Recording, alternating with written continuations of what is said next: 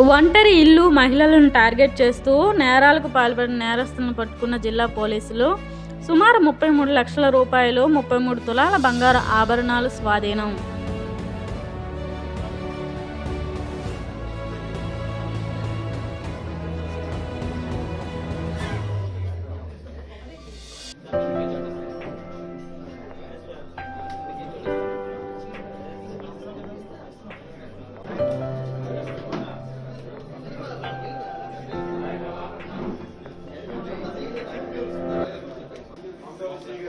Sarubujjili SI గారు రాబట్టిన సమాచారం మేరకు వారి సిబ్బందితో కలిసి సరుబుజ్జిలి జంక్షన్ వద్ద వాహనములు తనిఖీ చేస్తుండగా సరుబుజ్జిలి బస్టాండ్ వద్ద అనుమానాస్పదంగా తిరుగుతున్న పిన్నింటి సంతోష్ మరియు రాఘోలు రాంబాబును పట్టుకుని విచారించగా వారు శ్రీకాకుళం జిల్లాలో సుమారు 15 దొంగతనాలు చేసినట్లు, ఇవే కాకుండా గతంలో కూడా పలు నేరములు శ్రీకాకుళం మరియు విజయనగరం జిల్లాల పరిధిలో చేసినట్లు, దొంగలించిన సొత్తును ఒరిస్సా రాష్ట్రం పర్లాకిమిడి నందు ఎవరికైనా అమ్ముదామని వెళుతుండగా పట్టుబడినట్లు, వారి వద్ద 33,03,000 రూపాయల విలువ కలిగిన సుమారు 33 తులాల బంగారు ఆభరణములు పట్టుబడినట్లు తెలియజేసినారు.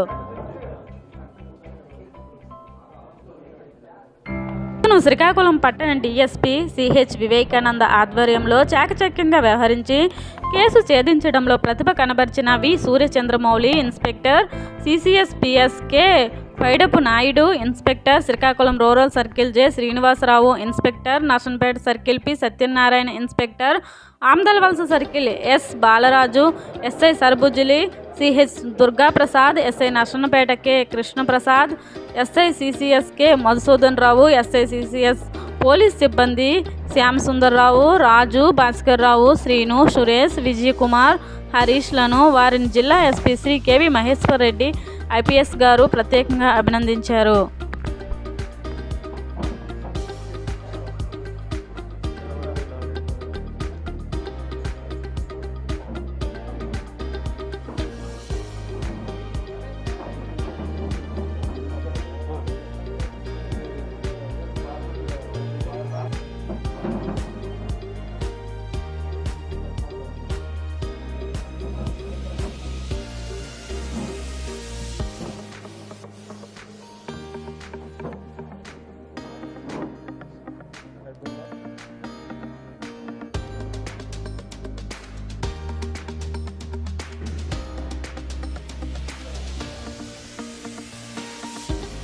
సో అందరికీ నమస్కారం.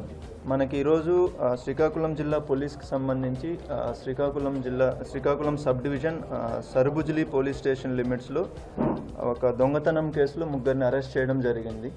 సో ఈ కేసు ఇన్వెస్టిగేషన్లో భాగంగా వీళ్ళని మనం ఇంట్రాగేషన్ చేసినప్పుడు వీళ్ళు మొత్తంగా 15 కేసుల్లో చేసినట్లు కన్ఫెషన్ అవ్వడం జరిగింది. ఈ 15 కేసులకు సంబంధించి మనకి 56.5 తులాస్ గోల్డ్ దొంగతనం అవ్వడం జరిగింది. సో ఇందులో మనము 31.5 తులాస్ ఇప్పుడు రికవరీ అయ్యింది. మిగిలింది మనం మళ్ళీ పోలీస్ కస్టడీకి తీసుకొని రికవరీ చేయడం అన్నది ప్రయత్నం అన్నది జరుగుతుంది. సో ఇందులో మనకి ఈ సరుబుజ్జిలి కేసు సంబంధించి పెద్దపాలెం విలేజ్లో వీళ్ళు ఇన్మేట్స్ హౌస్లో ఎవరైతే ఉంటారో వాళ్ళు నిద్రపోతున్నప్పుడు ఇందులో వీళ్ళ ఇంటికి వెళ్ళి బీరువా ఏదైతే ఉంటుందో అది పగలగొట్టి అందులోంచి గోల్డ్ తీసుకెళ్లడం అన్నది జరిగింది. సో వీళ్ళు మొత్తం 3 పర్సన్స్. ఒకరు సంతోష్ అని చెప్పి వీళ్ళది అడపాక విలేజ్ లావేరు మండలం, ఇంకొక అతను రాంబాబు అని చెప్పి తలాడా విలేజ్ మనకి సంతకవిటి మండలం విజయనగరం డిస్ట్రిక్ట్ ఇది. ఆ తర్వాత ఆనంద్ అని చెప్పి ఈయనది కూడా అడపాక విలేజ్ లావేరు మండలం వీళ్ళది. సో వీళ్ళ ఎంఓస్ ఏంటంటే 3 విధాలుగా చేస్తున్నారు వీళ్ళ దొంగతనాలు అన్నది. ఒకటి, ఎవరన్నా సింగిల్గా పడుకొని ఉంటే అది లేడీస్ కావచ్చు లేదా జెంట్స్ కావచ్చు, వాళ్ళ మెడలో చైన్స్ని దొంగతనం చేయడం అన్నది ఒకటి. రెండో ఎంఓ ఏంటంటే ఇది హౌస్ బ్రేకింగ్ బై నైట్ చేసి లోపల బీరువా ఉంటే ఆ బీరువాని మొత్తాన్ని బయటికి పట్టుకెళ్ళి అక్కడ పొలాల్లో దాన్ని ఓపెన్ చేసి ఆ గోల్డ్ అంతా తీసుకెళ్ళిపోవడం అనేది ఒక ఎంఓ. లేదు అంటే వీళ్ళు ఉంటే వాళ్ళు అక్కడ ఇంట్లోనే దాన్ని బ్రేక్ చేసి తీసుకెళ్ళడం అన్నది జరుగుతుంది. సో ఈ 3 విధాలుగా వీళ్ళు దొంగతనాలు చేయడం జరుగుతుంది. సో వీళ్ళల్లో ఇద్దరు వచ్చి ఈ సంతోష్ అండ్ రాంబాబు అన్న వాళ్ళు ఓల్డ్ అఫెండర్స్. వీళ్ళు ఇంతకుముందు కూడా వీళ్ళు వేరే స్టేషన్స్లో అరెస్ట్ అవ్వడం జరిగింది. సంతోష్ పైన ఇప్పటికే మనకి మొత్తం 13 కేసెస్లో ఇంతకుముందు అరెస్ట్ అయ్యారు ఆయన. రాంబాబు అన్న వాళ్ళు మొత్తం 7 కేసెస్లో మనకి అరెస్ట్ అవ్వడం జరిగింది ఇంతకుముందు. ఇప్పుడు వచ్చి వీళ్ళు టోటల్గా 15 కేసులు కన్ఫెషన్ అవ్వడం జరిగింది. ఈ కేసెస్ అన్నీ కూడా మనకి 2023, 2024కి సంబంధించిన దొంగతనం కేసెస్ ఇవి. సో ఈ టీం మొత్తానికి మనకు CCS inspector plus Srikakulam rural inspector, Amadalavalasa inspector and మనకి ఎస్డిపిఓ శ్రీకాకుళం వీళ్ళ ఆధ్వర్యంలో ఈ టీం మొత్తం చేయడం జరిగింది. సో ఇందులో ఇంకా కొంచెం రికవరీ అవ్వాల్సింది ఉంది, మనకి ఇంకా ఒక 20 తులాల పైన రికవరీ అవ్వాలి. సో అది మనకి పోలీస్ కస్టడీకి వేసుకొని తర్వాత అది రికవరీ చేయడం అన్నది జరుగుతుంది. Thank you. ఇంతకుముందే చెప్పినట్లు వీళ్ళపైన ఎవరెవరిపైన అయితే సస్పెక్ట్ షీట్స్ ఉన్నాయో వాళ్ళపైన సర్వేలెన్స్ చేసి బీట్స్ అనేది ఇంక్రీజ్ చేయడం జరిగింది. సో దాని రిజల్టే ఇవన్నీ.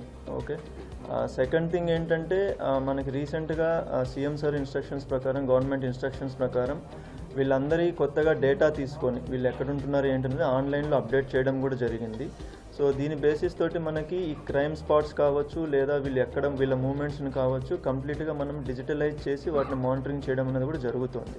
అండ్ ఫర్దర్గా కూడా ఎవరైతే ఈ మధ్య దొరుకుతున్నారో, ఎవరిపైన అయితే షీట్స్ లేవో, సస్పెక్ట్ షీట్స్ అన్నది లేదు, వాళ్ళపైన కూడా సస్పెక్ట్ షీట్స్ ఓపెన్ చేసి మనం సర్వేలెన్స్ అనేది పెంచుతాం.